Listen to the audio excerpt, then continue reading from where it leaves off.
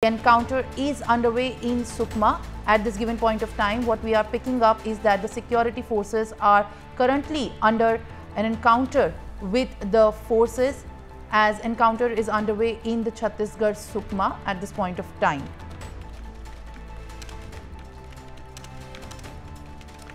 As we can understand that this in fact is a developing story, as there are more details awaited while the security forces and the Maoist cadres are now engaged in an encounter. And this is in fact important to understand, as the Naxal cadres in the jungle of Karkangunga under the Chintlantar PS limit of Sukma are in fact being under the encounter. More details on this are awaited while we are trying to get official confirmations on what exactly has been brewing in Sukma.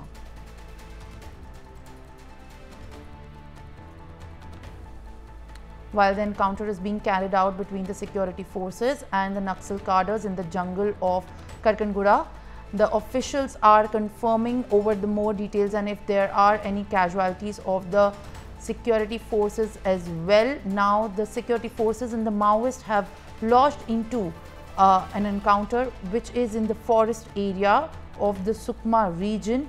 While viewers, it is important to understand that the encounter is happening at a sensitive zone in the state of Chhattisgarh.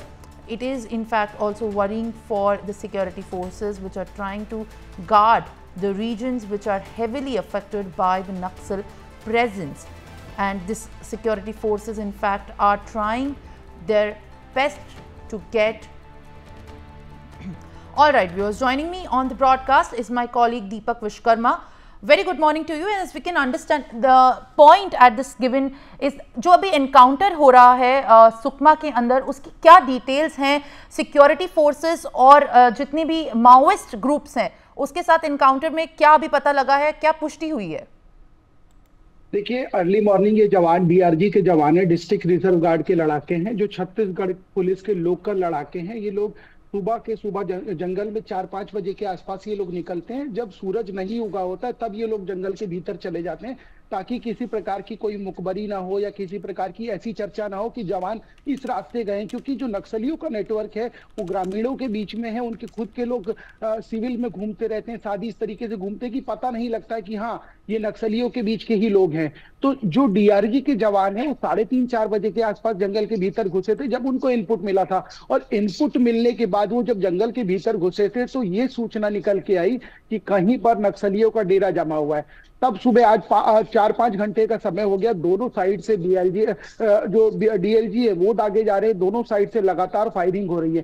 तो समझा जा सकता है कि कहीं ना कहीं एक बहुत बड़ी तादाद में नक्सली है। इसीलिए डीआरजी के जवान है, डीआरजी के जवान एक ऐसे जवान होते हैं जिनको इस तरह की पूरी जानकारी होती है कि जंगल के कितनी भीतर जाना है, जंगल के कितना अंदर जाना है। क्योंकि जब जंगल के अंदर जाते हैं तो इनको इस चीज की जानकारी मिल जाती है कि नक्सली किस रास्ते से भाग सकते हैं या नक्सली वहां रुके हुए हैं तो कितनी तादाद में हो सकते हैं। क्योंकि जो दोनों साइड से जब गोलियां चलती हैं तो उससे आकलन ये लगा लिया जाता है कि हाँ ये 10 की तादाद में या 20 की तादाद में या 30 की तादाद में। उस चीज को इसलिए समझते हैं क्योंकि डीआरजी के जवानों में से कुछ ऐसे जवान हैं जो कभी उनका हिस्सा रहे थे लेकिन अब वो डीआरजी के हिस्सा हो गए। तो ये सबसे महत्वपूर्ण बात है। और कल भी जिस तरीके से इसी तरीके की मुठभेड़ दंतेवाड़ा में हुई थी तो 3 माओवादियों को, जिसमें 1 महिला 2 पुरुष थे, 3 को मार गिराया गया था। उसी दिशा में इसको भी देखा जा रहा है, क्योंकि जब अभी बात हुई सुकमा के एसपी से तो उन्होंने कहा जब तक फोर्सेस लौट नहीं आती तब तक कुछ कह पाना मुश्किल है, लेकिन कयास ये लगाए जा रहे हैं कि ये जो तादाद है वो शायद बढ़ सकती है। एक आध नक्सली के मारे जाने की खबर आ रही है जो अपुष्ट खबर है, लेकिन फायरिंग दोनों जगह से जारी है, तो समझा जा सकता है कि जो तादाद है वो और ज्यादा बढ़ सकती है। For more such videos, subscribe to the NewsX YouTube channel, hit the bell icon.